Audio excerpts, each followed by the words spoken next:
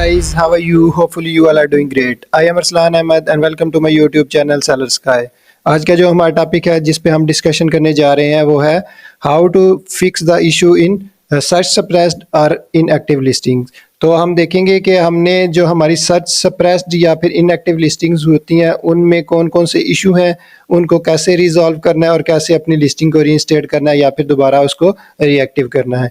तो हम इन सारी प्रॉब्लम्स को देखेंगे भी और इनका सोल्यूशन भी फाइंड आउट करने की कोशिश करेंगे और देखेंगे हमारी लिस्टिंग किस किस वजह से सर्च सप्रेस्ड होती है या फिर इनएक्टिव होती है। तो सर्च सप्रेस्ड मोस्टली हमारी लिस्टिंग होती है या डिटेल पेज रिमूव होता है, वो मोस्टली डिफरेंट रीज़न होते हैं या फिर हमारे बैकएंड पे कुछ डिटेल्स कुछ ऐसी होती हैं जो मिसिंग होती हैं जो अमेजोन की तरफ से कंपलसरी होती हैं या फिर इमेजेस का मसला होता है। और इनएक्टिव लिस्टिंग मोस्टली ज़्यादातर जो हमारा रीज़न होता है वो आउट ऑफ स्टॉक होती हैं या इस तरह का कोई इशू होता है तो हमारी लिस्टिंग इनएक्टिव होती हैं। तो हम देखेंगे हमारी वो सारी लिस्टिंग किस डैशबोर्ड में जाती है और उन सारी लिस्टिंग को हम एक ही जगह में कैसे देखते हैं और कैसे चेक करते हैं कि उन लिस्टिंग में बेसिकली प्रॉब्लम है क्या। तो सबसे पहले आप लोगों ने अमेजोन के सेलर अकाउंट में चले जाना है और आप लोगों ने चले जाना है मैनेज ऑल इन्वेंट्री के डैशबोर्ड में।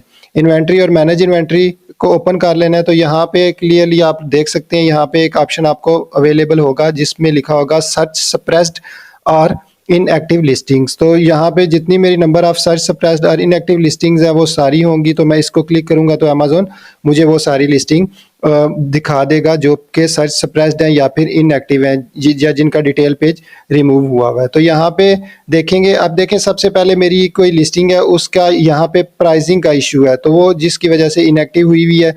यहाँ से मैं इसकी अपडेट करता हूँ प्राइस तो मेरा इशू रिजॉल्व हो जाएगा। अब मैं कोई और लिस्टिंग देखता हूँ, मोस्टली ज़्यादातर देखें मेरी लिस्टिंग जितनी भी है वो ज़्यादा आउट ऑफ स्टॉक है जिसकी वजह से इनएक्टिव है।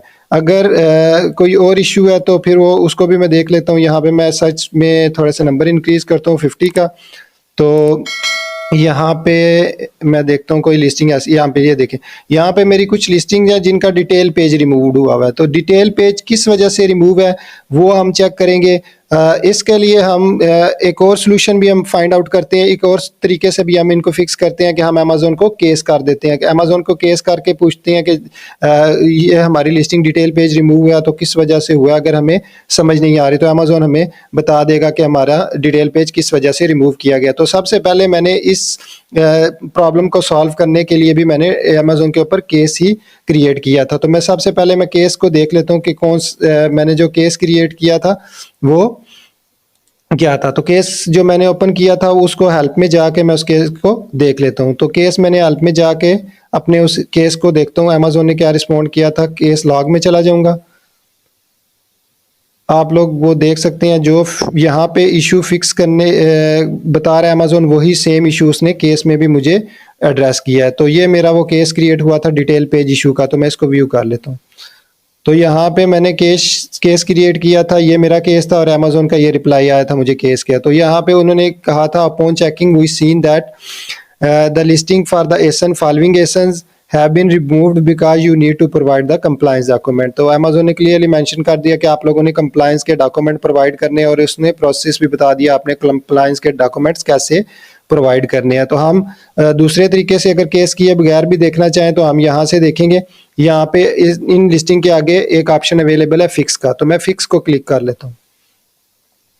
मैंने फिक्स को क्लिक किया तो अमेजोन मुझे अब आगे बताएगा कि कितनी लिस्टिंग का डिटेल पेज रिमूव्ड है और किस किस वजह से मेरा डिटेल पेज रिमूव हुआ है। तो यहाँ पे वो लिस्टिंग उसने सारे एसेंस बता दिए, ये 5 एसेंस हैं जिनके डिटेल पेज रिमूव हुए हैं और किस वजह से हैं। कंप्लेंट स्टेटस वही सेम चीज़ देखें यहाँ पे भी बताई जा रही है जो कि अमेजोन ने मुझे रिप्लाई में केस में बताई है कि कंप्लायंस का इशू है कि वो नॉट सबमिटेड है, एक्शन रिक्वायर्ड है हमारी तरफ से, हमारे एंड से एक्शन रिक्वायर्ड है। तो अब जाके ये हमारा लिस्टिंग जो दोबारा रीइंस्टेट हो जाएगी और एक्टिव हो जाएगी। तो हम इसमें ऐड अपील का जो ऑप्शन है इसको क्लिक कर लेते हैं। तो ऐड अपील पे गए तो यहाँ पे क्लियरली वो कह रहा है कि ये चिल्ड्रन टॉयज हैं तो यहाँ पे अप्रूवल के लिए हमें ये 2 तरह के डॉक्यूमेंट प्रोवाइड करने होंगे। तो ये पहला डॉक्यूमेंट क्या है, ईसी डिक्लेरेशन ऑफ कंफर्मेटरी का डॉक्यूमेंट और दूसरा genuine product images or listing its packaging images. तो ये हम दोनों चीज़ें अमेजोन को प्रोवाइड करेंगे। जैसे ही इन दो डॉक्यूमेंट्स को प्रोवाइड करके सबमिट करेंगे,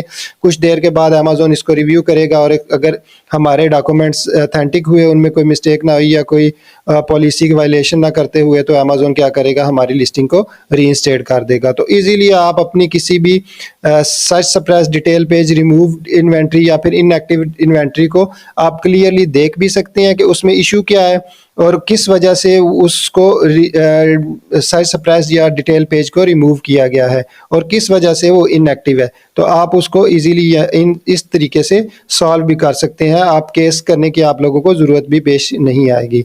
तो होपफुली गाइस आप लोगों को मेरी वीडियो काफ़ी पसंद आई होगी। ऐसी ही मज़ीद इन्फॉर्मेटिव वीडियो देखने के लिए मेरे चैनल को सब्सक्राइब कर दें। Thank you so much guys, अपना बहुत सारा ख्याल रखिएगा। अल्लाह हाफिज़।